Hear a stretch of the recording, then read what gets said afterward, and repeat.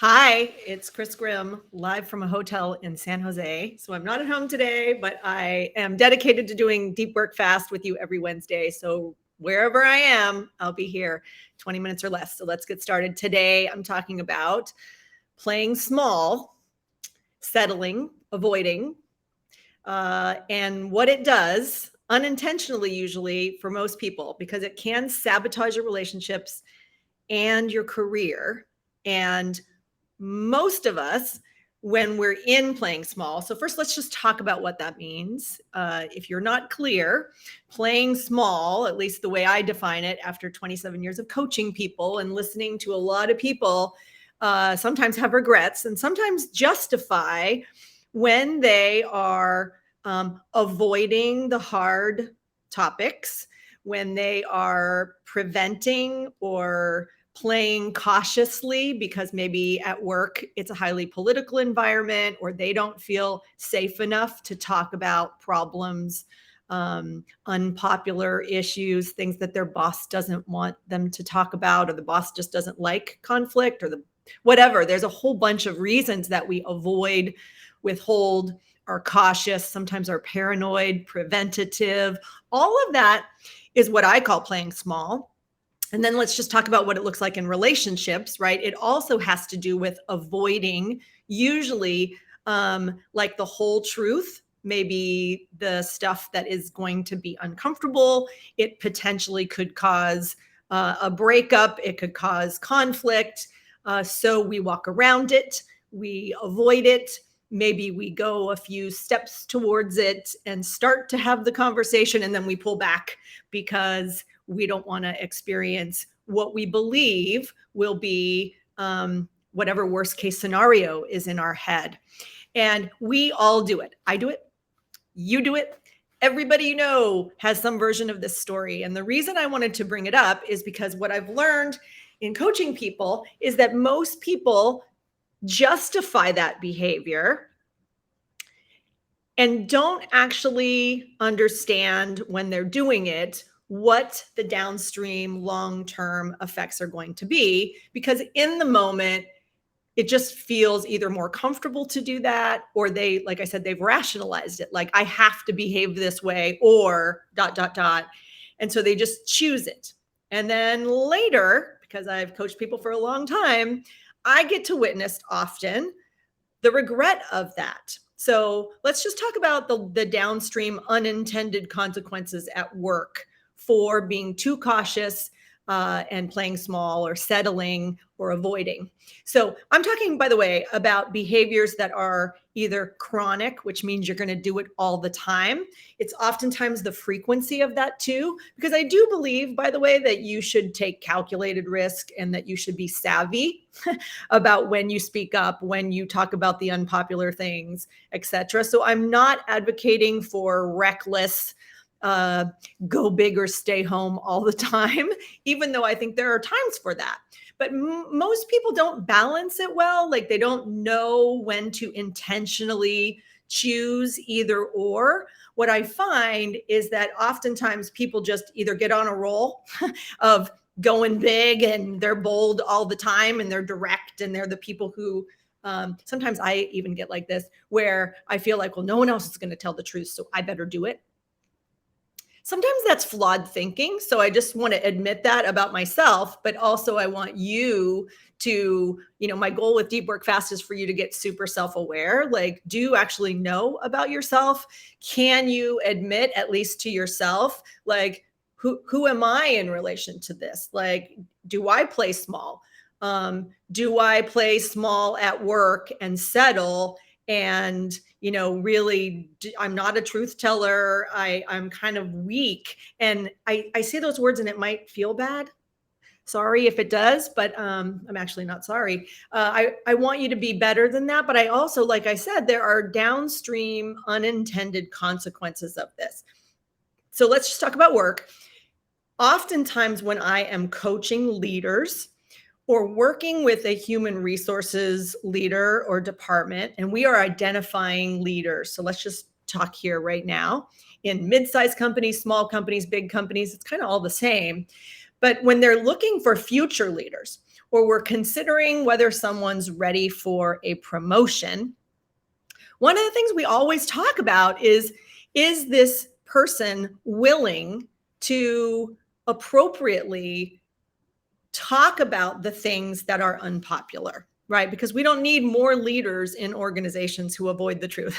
we definitely don't, right? We also don't need more leaders who aren't going to come into their new role and not examine all of the status quo, and including the politics, including the culture, including process, and how are we serving our customers, right? When you promote new leaders, you want those leaders to come in, with a little fire in their belly and the willingness to say what is working and what needs to change.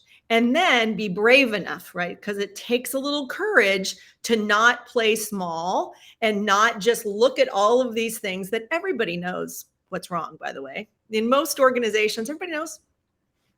But only the courageous leaders are the ones that take on the initiatives and the topics and sometimes speak truth to power, right? Like tell the CEO what they don't want to hear. Get in front of downstream problems that maybe all your executives don't want to think about and talk about because they don't want to have to tell Wall Street or whoever they're reporting to. So again, in the workplace, oftentimes we're like, is this person ready for leadership? Well, do they demonstrate that they know when they should kind of be cautious or at least conservative in the way they're going? And then at the right moments in time, do they demonstrate that they have the skill and the willingness to sometimes put themselves at risk to have the conversations with their team, with other teams, with leaders above them in the organization, maybe with customers that are going to actually address core issues and make the place better?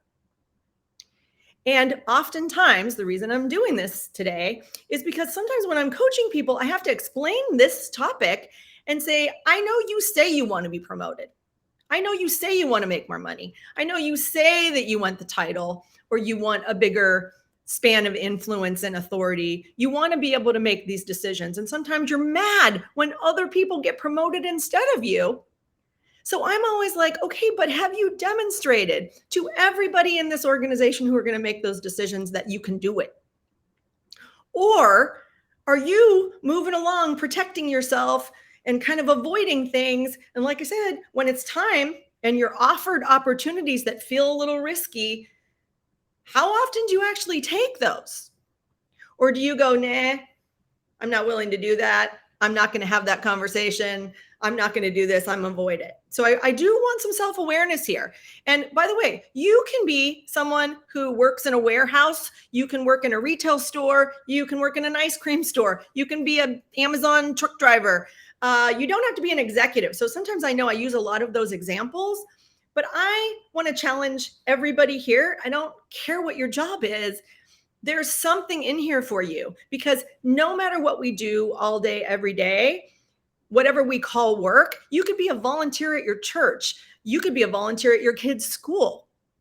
You know what I'm talking about. The situations show up and we have a choice. We're either going to speak truth, solve the problem because we know that we can do that confidently, or we're not. And we're going to go home and maybe we're going to gossip about it or we're going to talk about it. That's playing small. Now, I want to talk about personally, because I have this all the time in my coaching conversations too, which is in our personal relationships, right? No matter what they are, with your spouse, with your kids, with your family, we say we want to be happy. People describe to me all day, every day, their ideal relationship, their ideal life, what they fantasize about.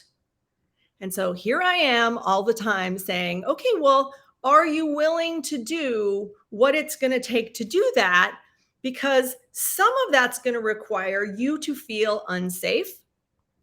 It's going to require, again, courage, right? Courageousness to have conversations that don't feel great. That's what it takes, right? And so when people often are talking about stagnant relationships that they've outgrown, it doesn't feel good, etc. And I've been there. I always have to ask and say, wait a minute, but have you had the conversations with the other person or with the other people to address the most uncomfortable dynamics in those relationships? And I understand, by the way, that sometimes the reason we're playing small is because maybe we've been burned. I will note that it is common for adults to play small, settle, allow things to just bubble and never be resolved when we either grew up in a situation with highly critical, unpredictable parents. If you haven't been to therapy, it's all over Instagram. You can figure this stuff out. But oftentimes, when we're in a home where you can't speak out, right? Speaking out against whatever is happening, pushing back when something doesn't feel right, telling the truth when the adults around us actually don't want to deal with the truth. You learn not to do it, right? And so then as adults, well, we don't do it. Same thing happens at work. So if you have a boss or you've been in a situation where you got burned, right? You were courageous, and many of us have done that in our younger years. Believe me, I am speak truth to power, authority deficit disorder, pissing vinegar. That was me, like in my 20s. Some people would say it's still me, but I think I'm a more mature version of it now. And that comes to that balance, right? It takes you being intentional, knowing what it looks like when you are being courageous and speaking truth in a respectful, appropriate way so that the other people can hear you. It has a timing issue to it, but don't worry about all of that. I don't want you to worry about the external factors about this. And if you want to know more about this and you are ready, like something in you is saying, I don't want to settle anymore, and I have been playing small. So in my blog on avi.me, I have a whole bunch on this with some ideas for you to take a look at this with some questions, etc. That is, you can think about them for a while. You can print it out. You can look at it. I want you to think about those questions. I want to think about what I said today, and then start to actually identify the situations, topics, or relationships where you know in your heart you don't want to play small anymore. And then maybe one at a time, start to think about what it would look like if you were doing your opposite of playing small without being, like I said, reckless or too bold. Because what I don't want you to do is just rip off the Band-Aid and fire hose somebody with too much truth at one time when they can't hear it. You're not going to feel good about that.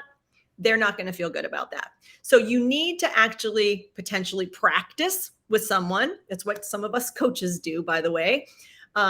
Somebody objective who can talk with you about how to start playing a little bigger, not being so preventative. If you're feeling paranoid, and this is a work-related thing, that's a great thing to talk about with a coach, by the way. Like, actually scenario plan. Like, I do want to be promoted, but for me to be promoted, I knew I would have to do these things. And this one over here feels risky to me. That's taking calculated risk, right? Talking through it, identifying why it feels risky to you, and then getting someone to help you think about what it would look like for you to be a little bolder sooner, and then how you might continue to incrementally then start playing bigger and bolder towards the happy life and the work that you want. So I hope that you're finding this helpful. I know a lot of people have given me feedback that even in 20 minutes or less, I'm giving you a lot of things, right? Big topics, making you think. That's my goal. We don't have time, right? We don't have a lot of time to waste. So you can find me if you need help. Get the blog on avi.me. It's also on Medium. Every Monday I drop a new one. They are meaty, but they are built for you to do deep work fast. So thanks for joining me. Pass this on to other people. If you know anybody who could use some coaching or just some tips that they can think about on their own. All right. Have a great week. Bye.